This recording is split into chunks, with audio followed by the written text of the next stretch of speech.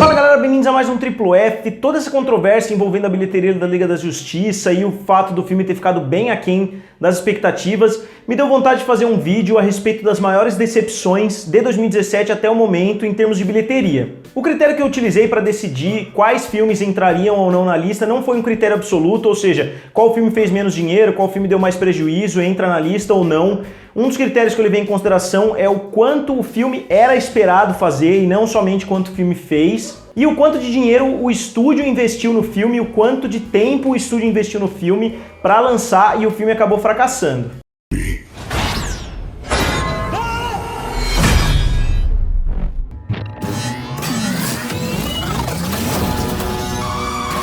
Em décimo lugar eu coloquei o filme Transformers: O Último Cavaleiro, que é longe de ser um fracasso absurdo nas bilheterias, mesmo tendo custado mais de 200 milhões de dólares, o filme fez uma bilheteria de 600 milhões, o que não é um fracasso, como eu falei, mas está longe dos últimos filmes do Transformers, que faziam 1 bilhão e 100 para Paramount.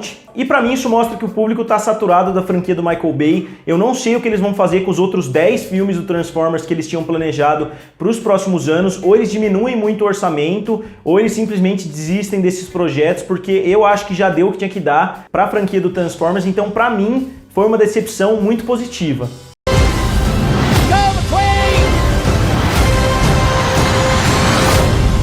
Depois eu coloquei o filme Carros 3, eu já falei várias vezes aqui no canal, toda vez pessoas reclamam, mas eu acho que a franquia dos carros é uma das franquias mais fracas da Pixar. Com certeza os piores filmes são Carros 1, 2 e 3, na minha opinião, e eu não entendo por que a Pixar insiste tanto nessa franquia. Se a gente analisar, todas as sequências da Pixar fizeram mais dinheiro do que seu antecessor. O filme do Toy Story 3 bateu 1 bilhão de dólares, o filme do Monstros Universidade fez 750 milhões, o filme do Procurando Dory bateu também a marca de 1 bilhão de dólares, então até eu, que não gosto muito da franquia dos carros, apostava numa bilheteria muito alta para o filme Carros 3, os trailers foram muito bem aceitos, aquele do Lightning capotando tal e dizendo que tudo vai mudar a partir dali. E os filmes da Pixar, que normalmente custam em torno de 200 milhões de dólares, o filme acabou fazendo somente 383 milhões nas bilheterias. Lembrando que um dos critérios mais utilizados para saber se um filme foi ou não lucrativo é que ele tem que ter feito no mínimo o dobro do que seu orçamento para pagar os seus custos, por vários motivos, como a divisão entre o cinema e o estúdio e vários outros fatores. I taught him how to do that.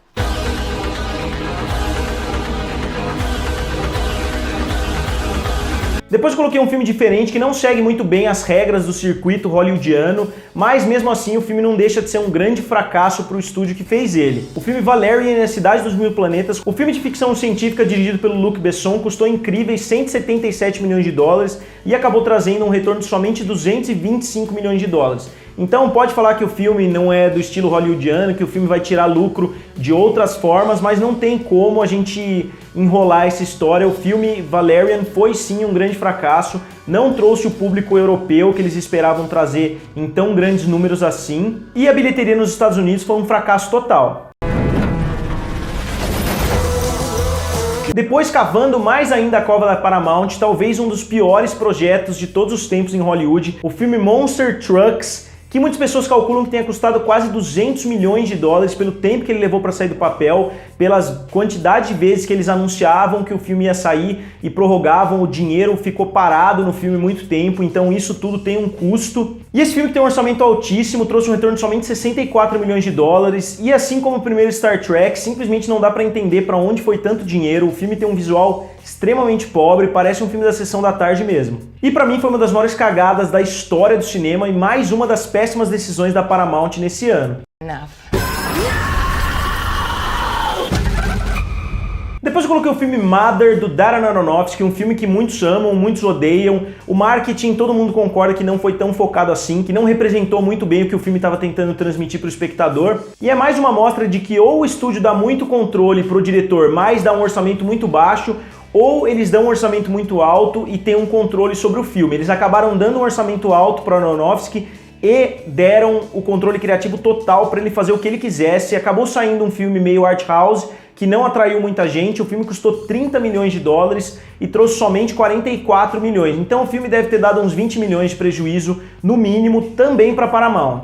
A Paramount esse ano, para vocês terem uma ideia, tem um filme no top 20 e nenhum filme no top 10. Então é um estúdio que está praticamente quebrado, eles não conseguem emplacar praticamente nada de sucesso. Ano que vem deve ter um filme do Missão Impossível para sair, que deve fazer um bom dinheiro, mas também deve ficar fora do top 10.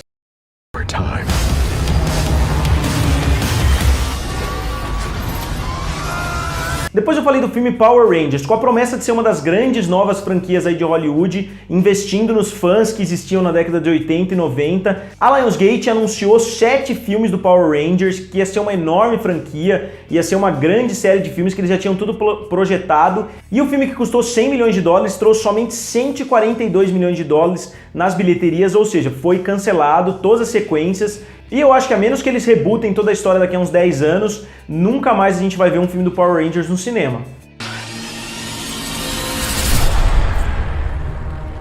Depois colocou o filme The Snowman, que é um filme de terror que muitas pessoas estavam esperando muito, inclusive eu, porque todos os envolvidos são muito bons, Michael Fassbender, o diretor, os roteiristas, o visual do filme parecia ser muito bom pelo trailer, a fotografia do filme parece ser uma das melhores que eu já vi em filmes de terror, porém o filme teve um orçamento de 35 milhões de dólares e acabou trazendo somente 38 milhões de dólares de volta. O filme foi um dos grandes fracassos do ano e pouquíssimas pessoas gostaram, tá com uma nota péssima no Rotten Tomatoes. E pelo que eu ouvi falar, o maior problema do filme até o momento é a edição. Agora eu vou falar do filme Geostorm, um filme catástrofe da Warner Brothers que foi filmado há bastante tempo. Muitas fontes internas da Warner falaram que gastaram uma infinidade de dinheiro. O orçamento do filme chegou a praticamente 200 milhões de dólares com tudo que eles gastaram. E o filme fez somente 200 milhões de dólares nas bilheterias, ou seja, perdeu muito dinheiro para a Warner Brothers. Foi um dos maiores fracassos da história recente da Warner nos cinemas. There's still a page left.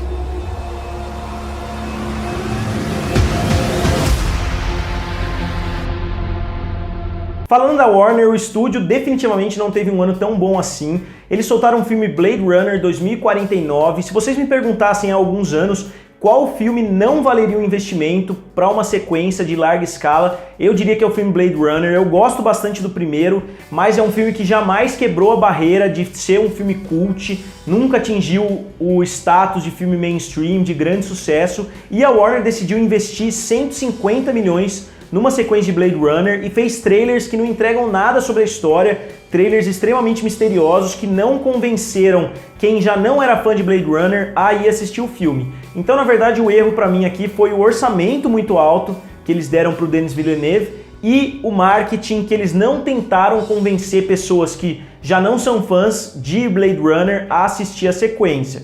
Eles deveriam ter feito um marketing muito mais violento para esse filme, já que eles tinham investido tanto dinheiro assim. They stole it.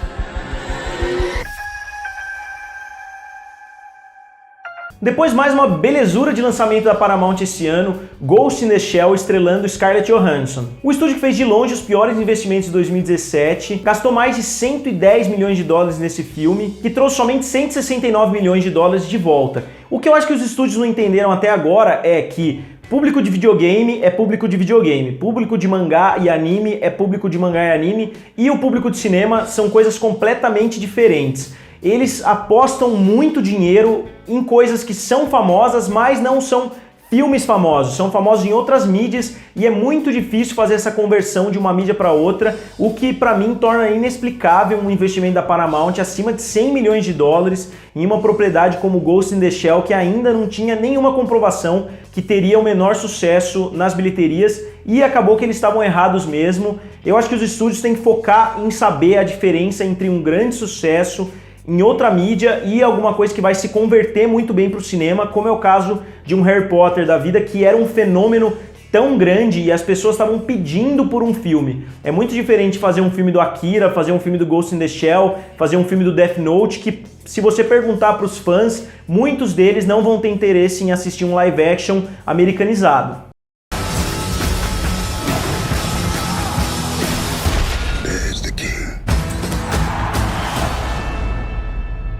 E por fim, de longe, o maior fracasso financeiro do ano foi o filme Rei Arthur, A Lenda da Espada, novamente da Warner Brothers. O filme foi um dos 3 filmes mais caros da Warner no ano, incluindo Geostorm e Liga da Justiça, e assim como Geostorm, o filme foi um fracasso absoluto. O filme custou 175 milhões de dólares para ser produzido e trouxe somente 148 milhões de dólares nas bilheterias. O filme deu um prejuízo de praticamente 200 milhões de dólares para a Warner e para os cofinanciadores da Warner. E para mim é quase inacreditável que a Warner pegou uma fortuna tão grande assim e depositou tantas fichas num personagem que já está bem desgastado na cultura pop, que já tiveram vários filmes a respeito dele. E mais incrível ainda é depositar nas mãos do Guy Ritchie, que não tem nenhum grande sucesso no currículo na carreira inteira dele. Muito pelo contrário, se a gente analisar a relação dele com a própria Warner Brothers, ele tem um fracasso bem recente, que é o Agente da Uncle, que não fez dinheiro para o estúdio. A Warner acabou perdendo dinheiro com esse filme de espionagem e eles decidem investir esse caminhão de dinheiro no cara.